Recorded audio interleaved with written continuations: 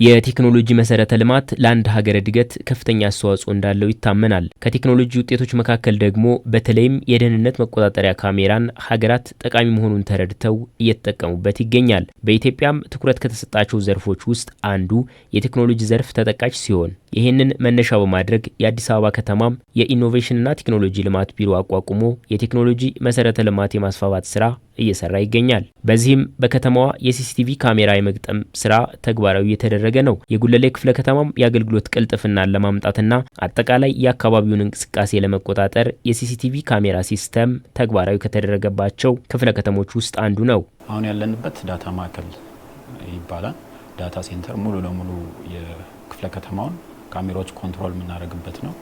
ያም በተጨማሪም ቅድም እንዳልካቸው የክፍለ ከተማው ዙሪያ ያሉት ካሜራዎች አሉ የተገጠመ ማንኛውም እንቅስቃሴ ሲደረግ ለምሳሌ ከፖሊስ ጋር ተቀናይተን የምንሰራ ስራዎች አሉ።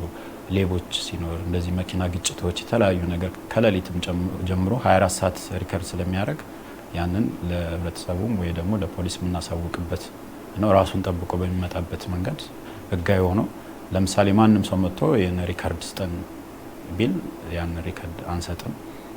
የህግ አካላት ወይ ደግሞ የሚመለከተው አካል ሲኖር ብቻ ነው እሱን የሚፈልጉትን የምንሰጣቸው። ኢንፍራስትራክቸር መሰረተ ልማትና የሲስተም መሰረተ ልማት ውስጥ የሚባሉ አሉ።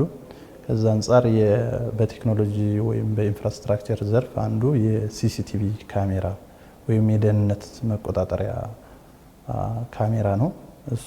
ይሄ ቴክኖሎጂ በሌሎች ሀገሮችም ውጤታማ በመሆን እየተስፋፋ በእኛም ሀገር ተግባራዊ የሆነ ያለ ዘርፍ ነው። በከተማ አስተዳደሩ ቴክኖሎጂው ውጤትም እያመጣ በመሆኑ ዘርፉ እንዲለማ በትኩረት እየተሰራ ይገኛል። የግል የንግድ ድርጅቶች፣ ጤና ጣቢያዎች፣ የመንግስት ተቋማትና መንገዶች የሲሲቲቪ ካሜራ ተግባራዊ የተደረገባቸው ሲሆኑ ቴክኖሎጂው ለተቋማቱ ከፍተኛ ጠቀሜታ አለው። የከተሞቹን ሰላማዊ እንቅስቃሴ ለመከታተል፣ የትምህርት ጥራትን ከፍ ለማድረግና የመማር ማስተማር ሂደትን ውጤታማ ለማድረግም ያግዛል። አሁን በቅርብ በ2018 ሪፎርም የተደረጉ ተቋማቶች አሉ።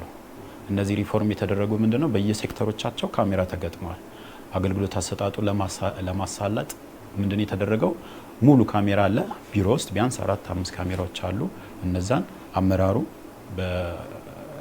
በሞባይል መጠቀም ይችላል። እንደገና ደግሞ እዛው ቁጭ ብሎ እያንዳንዱ ማን ገባ ማን ወጣ የሚለውን ነገር ኮንትሮል ያደርጋልና እነዛም የሚቀመጥ ሰው ሲኖርም ለምሳሌ አገልግሎት ፍለጋ መጥቶ ቁጭ ብሎ ያለ ሰው ካለ አመራሩ ይደውልና ምንድነው በር ላይ ያለው የሚለውን ነገር የተቀመጡት በምክንያቱ ለምን ማታስተናግዱት የሚል ጥያቄ ይጠይቃልና ያ ማለት ምንድነው ለአገልግሎቱ ፈጣን የሆነ እንቅስቃሴም አገልግሎትም እየሰጠ ይገኛል ማለት ነው። አንደኛው የደህንነት ከዚህ ከሰላምና ጸጥታ አንፃር ከፍተኛ ጠቀሜታ አለው። መረጃዎችን በቪዲዮና በፎቶ ስለሚይዝ እነዚህን መረጃዎች በመያዝ ለክትትልም ለቁጥጥርም እርምጃ ለመውሰድም ከፍተኛ ጠቀሜታ አለው። ሌላው በትምህርት ተቋማት ነው። ወደ 78 ትምህርት ቤቶች ሲሲቲቪ ካሜራ ተገጥሞላቸው ከማዕከል ከትምህርት ቢሮ ቁጥጥር እየተደረገ በሶክ ወይም ሴኩሪቲ ኦፕሬቲንግ ሴንተር በሚባል በማዕከል ደረጃ ቁጥጥር እየተደረገ የተማሪዎችን የመማር ማስተማርና ስነ ምግባርም ችግር ካለ ከመከታተል አንፃር እንደዚህ አይነት ስራዎች ይሰራሉ። ከዚህ ባለፈም ሲሲቲቪ ካሜራዎች የገቢ መጠንን አሳድገዋል። በሁሉም ክፍለ ከተሞች ያለውን የሲቪል ምዝገባና የነዋሪዎችን አገልግሎት ለመከታተል የደህንነት መቆጣጠሪያ ካሜራ እገዛ እያደረገ ነው። በዚህም በከተማዋ ያሉ ሌሎች ተቋማትም በአካባቢያቸው ያለውን የጸጥታ ሁኔታና አላስፈላጊ እንቅስቃሴ ለመቆጣጠር የሲሲቲቪ ካሜራ ሲስተም ይጠቀማሉ። ለምሳሌ በአዲስ አበባ ከተማ አስተዳደር በኢኖቬሽን ቴክኖሎጂ ልማት ቢሮ ለምቶ ወደ ተግባር የገባ በ17 የገቢ ተቋማት ቅርንጫፍ ከማዕከል አንደኛ ከዚህ ከአገልግሎት አሰጣጥ አንፃር ከክራይ ሰብሳቢነት አንፃር ካሜራዎች የሚሰጡ ጠቀሜታ በጣም ውጤታማ ነው።